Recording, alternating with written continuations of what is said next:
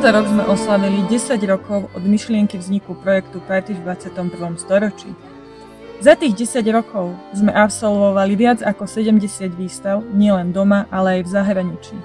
Len málo ktorý slovenský umelec sa môže pochváliť tým, že za svojho života absolvoval toľko prezentácií a výstav. Ale aby som veci uviedla na pravú mieru, ja nie som umelec, ale kultúrny antropológ. Mojou prácou na projekte je predovšetkým výskum, dokumentácia a výroba replik tradičných pár. Keď som sa zamýšľala nad tým, kam posunúť náš projekt, ako upútať náročného diváka, ako prvé mi napadlo spojenie s profesionálnym umeleckým súborom. A keďže Pulse je profesionálne umelecké teleso, poznáme sa už niekoľko rokov, boli na začiatku nášho projektu, pomáhali nám s výskumom na partách z východného Slovenska, voľba bola jasná. Projekt Poklady začal dostávať reálne kontúry začiatkom roka 2024, keď Katka, Ľubo a Zuzka ma oslovili s touto spoluprácou Party v 21. storočí a Puls.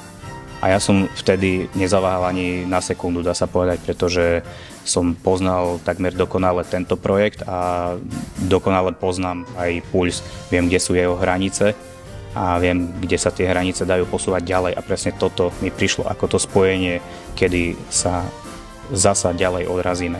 Tým, že sa tu maká deň čo deň a poznám ľudí okolo projektu Party v 21. storočí, a taktiež ako projekt mi to príde ako niečo unikátne, niečo, čo tu nikdy predtým nebolo. Proste Ľubo, Katka a Zuzka vymysleli niečo úplne nové, tak si myslím, že táto spolupráca a toto spojenie môže vypaliť tak, ako doposiaľ žiadne iné spojenie na Slovensku.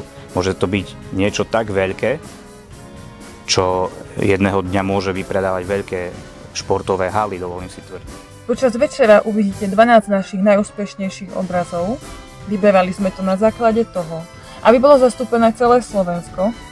Uvidíte krásne tradičné party, ktoré je staré niekoľko desiatok rokov.